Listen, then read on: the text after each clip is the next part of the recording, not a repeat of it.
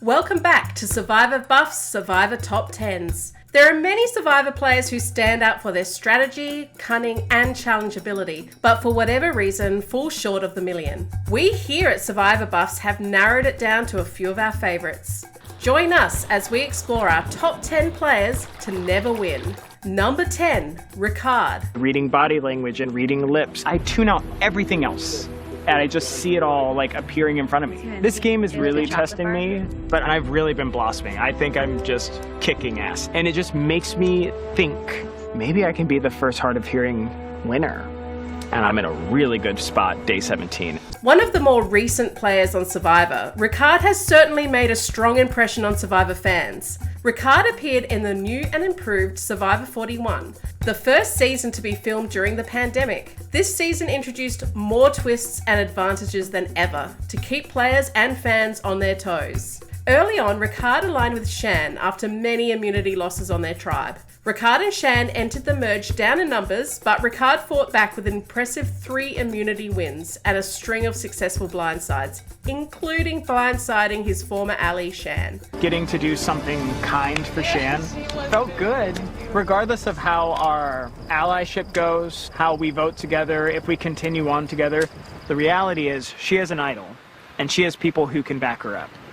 I don't have that. We have not ever said to each other we are final two, and we have enough respect and love for each other to say, hey, we're gonna have to fight it out one day. Following this, Ricard formed a majority alliance with Erica, who later was responsible for gathering support for his elimination, citing him as the biggest threat to win. Erica took the opportunity when Ricard failed to win immunity on day 24. Number 9, Ozzy. But more than that, it's almost like a meditation. Fishing gives me a chance to think about the game and come back a little more grounded.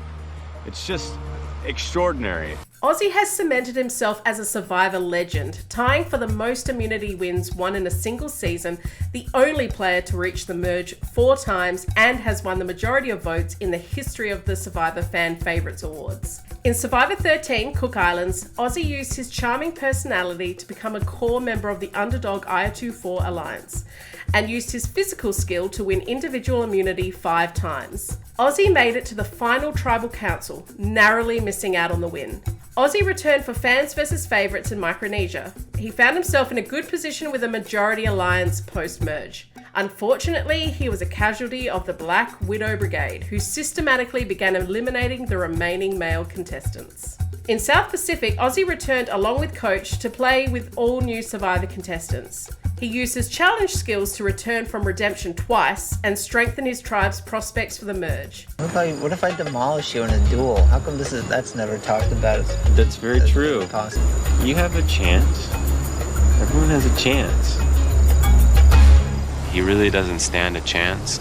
He lost out at a crucial immunity challenge and was voted out just before the final tribal council. In Ozzy's final appearance, Game Changers, he had been playing Survivor for 10 years, and while his social game had improved, the other players were well aware of his physical threat and challenges. This put a target on his back, and he was eliminated soon after the merge.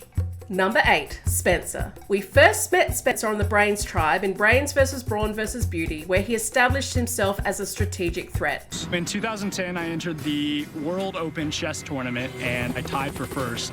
I certainly don't look diabolical or like a genius, both of which I am. However, the Brains tribe proved to be the underdogs, performing poorly in challenges. A lucky tribe swap ensured that he made his way to the merge, and clever strategy and physical performance ensured he made it all the way to day 37 before being voted out as a potential threat to win. After dubbing himself a game bot in his first season, for his second chance in Cambodia, he put more focus on his social game and making real connections. I'm someone who's played pretty logically in the past, but I've failed when it comes to understanding emotions of people, and that's been a huge flaw. And so I'm trying something new on this tribe. I'm trying to have feelings. After a rough start, he narrowly made it to the merge, and from then on found himself in a powerful strategic position and performed well in challenges. He made it to the final before losing out to the very popular Jeremy. Number 7, Kelly Wentworth. Kelly Wentworth had a humble beginning on season 29, San Juan del Sur, where she was voted out pre-merge after getting a raw deal in a tribe swap. But she returned better and more aggressive in Cambodia's second chance and shone as the idol queen, even mustering up the courage to retrieve an idol in the middle of a challenge. This second chance season is already insane, so I'm so glad to have a little bit of security. It's a beautiful thing. I'm so excited. Oh my God. Yes. Oh my God, this is a great day. Playing a second time and having a second chance. I just want to do everything that I didn't do the first time. And I want to be aggressive and I want to be a player. It's really important to me. This is a second chance. Go big or go home. She continued to play an impressive social and physical game all the way up to the merge. Post-merge, she played her idols and kept herself from elimination. After the final immunity challenge, Wentworth butted heads with Spencer to stay in the game, but was voted out. She returned a legend in Survivor Edge of Extinction, with a huge target on her back. Post-merge, the idol queen was played at her own game when she was blindsided with an idol in her pocket. Number 6, Stephen Fishback. Stephen Fishback first appeared in Survivor Tokensheens. We are screwed. They have Steven Seagal. And what the hell are we going to do against the Glimmer Man? I have no idea. We clearly have physically a weaker tribe. Initially unsure as to how he was going to fit in, his tactic was to play the goofy best friend to JT's golden boy. It carried him far and together they dominated the flow of the game. Fishback made it to the final tribal council and lost in the second unanimous vote ever to JT. Stephen was brought back by public vote to season 31 second chance. Determined to play more aggressively than his last season, Stephen was out to improve his game and not have history repeat itself. I'm tired of the way the game is going. There are huge threats in this game, and everyone is too timid to make a move for them. But my second chance is about having a game of my own that I can point to and say, these were the moves I made, so I want to build something with the 3 witches, because they're on the bottom, and they're desperate to make a move. Getting an extra vote during a challenge made Spencer nervous, and despite being an ally, Spencer was responsible for sending Fishback home. Number 5, Aubrey. Neil left me hanging, but Survivor's a path you pave your way by yourself. It's like going on the Oregon Trail. You have to ford every river, you have to caulk every wagon, you have to go up the hills and down the hills, and sometimes you get dysentery and die. You have to pave your own way. One of the most strategic players to ever play Survivor, we first saw Aubrey in Survivor Ko Rong.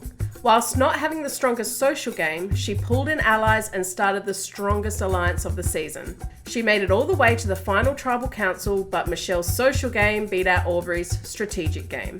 She returned in Game Changers, where she and her Ko Rong cohort were targeted. She continuously found herself on the bottom, but was saved by lucky tribe switches and creating allies. Aubrey found herself in a good position and under the radar after the merge, but even after an immunity win, found herself on the bottom once more. Aubrey's time on Edge of Extinction was short, as her reputation as a strategic threat preceded her, and she was eliminated 3rd. Yes! Aubrey wins reward! Big advantage in the next immunity challenge! Good job. Wow, what an effort. Number 4, Amanda. Another legendary Survivor player who has come so close to winning is Amanda. In her first season in China, we were introduced to beauty pageant queen Amanda, who quickly established herself as a Survivor queen by winning challenge after challenge. She made it all the way to the final tribal council, where she was up against Todd's winning final tribal performance. She got even closer to the win on her second appearance in Survivor Micronesia. This is like a huge accomplishment. Like, this is the biggest accomplishment of my life. Mine too. I feel like we've battled every element to get where we are right now. Like, every possible thing that we could go through, we've gone through, and we've like mastered it, and we've gotten ourselves here. In the past 6 months, I've been living in the jungle for 78 days, you know? So I don't think there's much in my life that I can't handle after 2 survivors in a row.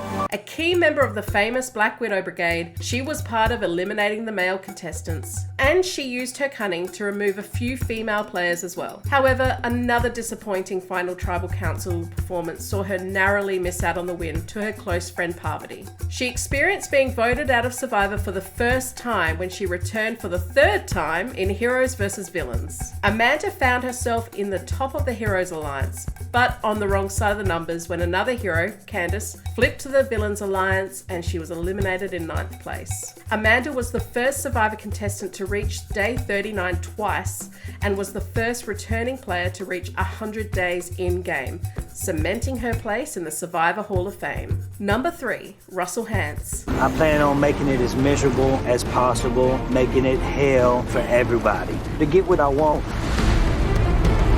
An idol king and master manipulator, Russell controlled his tribe in Samoa through cunning and chaos. A villain like we had never seen before, he was also able to sniff out idols without the help of a clue and become invincible at tribal councils. His strategic immunity win got him to his first final tribal council, but with a jury full of people who had witnessed his villainous gameplay, he didn't get the votes to win. He returned on the villains tribe for Heroes vs Villains, which shot directly after Samoa. I got way more to prove right here than I did last time. If I could do it here, if I can take it all the way, if I can whoop these all-stars, doesn't that mean I'm the best ever? None of the returning players had seen his gameplay, allowing him to perform the same tricks that had gotten him so close to the win before. Listen, when the challenge is over, you go to JT, okay? He's gonna give you something, okay? Use it tonight. Protect yourself. Again, his social game and jury management let him down at Final Tribal Council and he was awarded 3rd. However, he won the Fan Favourite Award for the 2nd time in a row and holds the record for possessing the most hidden immunity idols across multiple seasons. Number 2, Dominic. Another player on this list to only play once so far is Dominic. Dom appeared in Survivor Ghost Island and quickly formed a close alliance with Wendell. He dominated early, took control of the game and eliminated his threats, showing off an impressive physical, social and strategic game. A true triple threat. Enough is enough already. I mean, I got gear. I got merchandise, all right? Here we go. Okay, here's my 2 idols. My Andrea idol that I found on day 2. And this is my Jay idol. David from Millennials vs. Gen X made a fake idol for Jay. Jay played this and was voted out because it was fake. It's come to life tonight. I'm ready to play ball. If you think things are gonna go the other way, I can promise you it's not gonna work out as you hope. For the first time ever, Final Tribal Council resulted in a tie between Wendell and Dom, leaving the decision on sole survivor in the hands of 3rd place player, Laurel. She chose Wendell as the winner, leaving Dominic as the closest runner-up ever. Here are some honorable mentions. I don't really like sleeping outside, I don't like bugs, I don't like the sun, I don't like water, I don't like the ocean. All of those things are terrible. What I do love is the gameplay, and that's why I'm here. It's like a job. Always I have to do something. I'm here to win $1 million, and when it's all done, I'll pray for forgiveness. Immunity again for Colby. Number 1, Sari. Sari is perhaps one of the smartest and most inspirational players that we have ever seen on Survivor. Her philosophy to push herself out of her comfort zone has carried her far in all 4 seasons she has appeared in. We first met her in Panama where she was underestimated and nearly voted off early. Her strong alliance kept her avoiding elimination until the final 4, where a fire-making challenge was her downfall. We saw her at her most cunning in Micronesia, where she was a part of the Black Widow Brigade. She came up with a plan to convince Eric to give his immunity to another player, resulting in his elimination. She made it to the final 3 and was voted out because, you guessed it, she was a threat to win. This reputation as a threat to win saw her voted out early in Heroes vs Villains, but in her final appearance in Game Changers, she made it all the way to Final 6, until she was heartbreakingly the only option at Tribal Council to be eliminated. Despite receiving no votes against her all season, because of various idols and advantages, Sari was sent home. Another Hall of Famer, Sari will go down in history as one of the most beloved Survivor players to never win. Sari, you want to say it? The tribe has spoken. Thank Time for you to go. Thank you, sir. And that concludes our list for top 10 players to never win. Be sure to like the video, subscribe to the channel so you don't miss new release content. And thanks for watching Survivor Buffs, your hub for all things Survivor.